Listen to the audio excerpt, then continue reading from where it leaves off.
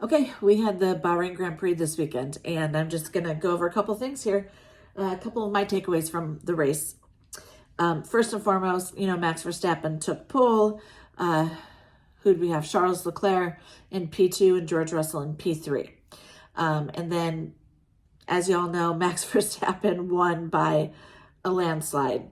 And then we had, his teammate, I almost forgot, Sergio Perez in P2, and then Carlos Sainz. He came up for Ferrari in P3 and had a wonderful race himself. So that was the end results, but let's talk about some takeaways. I'm going to say I am a fan of Yuki Tsunoda, but I think that young man lost his job after this weekend. What he did to the team, unfortunately, and how he showed himself wasn't like anything that we saw last year, and we saw nothing but frustration. He was asked to give up his position, and I know that's a tough position to be in. No driver ever wants that to happen, but you are also driving for a team. So you have to think that the team has everybody's best interest at heart. Wink, wink, right? Daniel's on different tires, and they thought that Daniel was going to be able to get Kevin Magnussen because Yuki had been after him for quite some time and was unable to pass him. Yuki disobeyed orders for a hot minute, for a good lap or so. And then by that time, when he did allow Daniel to pass him, you could hear verbally and vocally what Yuki was saying about it. But that's not where he lost his job. Where he lost his job was after the checkered flag was flying and they crossed the finish line. And they're going through the cool down. And Yuki decides to go ahead and drive past Daniel, cut in front of him. They're going on a right turn. Yuki locks up his brakes. I was like, ooh, is that a brake check? And Daniel's got to go around him. And then Yuki comes up Daniel's left side within an inch of his car, within 2 inches. You could tell he wanted to hit him so bad by his movements. He was taking that wheel and inching it closer and closer and got real close.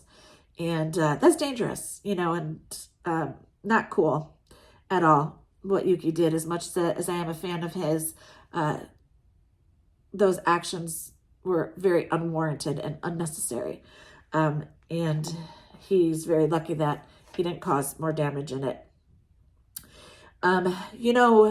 With Yuki as well, Honda pays a good portion of his salary. And Honda is no longer going to be supplying Red Bull come 2026. After today's news, though, that'll be a whole other video. We don't know what's going to happen with Red Bull between now and 2026 and who's going to be at the helm and who's going to be, in the car, actually. So, but right as of it, how it stands right now is Honda will no longer be supplying Red Bull or the RB sister team. And, so they won't be able to pay Yuki's salary. And is RB going to want to pay his salary? That all depends. And let's see, what else? Oh, well, yeah. Yuki's contract is up this year. And RB has a third driver who's proved himself. Mr. Lawson there, who's just waiting to get a seat. So I hope Yuki doesn't double down on why he did what he did, and he just apologizes for his actions, and they can move on and learn, and I hope he understands and they have him clearly understand, the team rules that they are going to want to follow during the race. Because it's going to be an interesting season, people. Buckle up. I'm also going to say Bahrain, this is not one of my favorite tracks. It's not a favorite race of mine. I really enjoyed, when Melbourne, when Australia was the first race of the year. That was a great starting off race. This track does nothing for me, even with the opportunities that it has in the DRS zones and overtakes. It's just, unfortunately, has been rather boring, the past couple of years. I did really enjoy the competitive nature of Ferrari and how good their race pace was, despite what Charles was going through, probably on the balance of his car and tire degradation, a couple of things that I know they'll probably, get behind and underneath and fix real quick. But Carlos did a wonderful job and had a great drive. And Charles still did as well. His car just wasn't acting as it should have been. But for him, Charles came in P4. So that's a great finish for both of them. I was really surprised at how McLaren did. I thought they were going to be up there competing with Ferrari from how their car was at the end of last year and from preseason testing interviews and pre-race interviews. I really thought that their car was going to perform a lot better than it did. I know Lando was really unhappy and struggled with the car.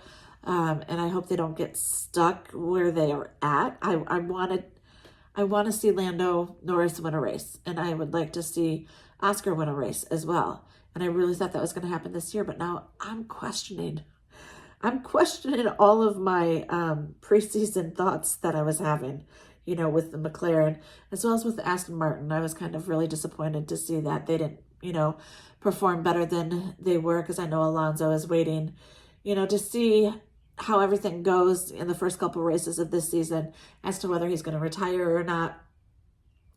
But I think there's a lot of things that are going on in the paddock right now that who knows where Alonso could go to, and he'd be the first one to run somewhere. So whether it be, Red Bull or Mercedes, he is a world champion driver. So, I would love to see him in a car that suits that. And I would love to see Aston Martin be that car.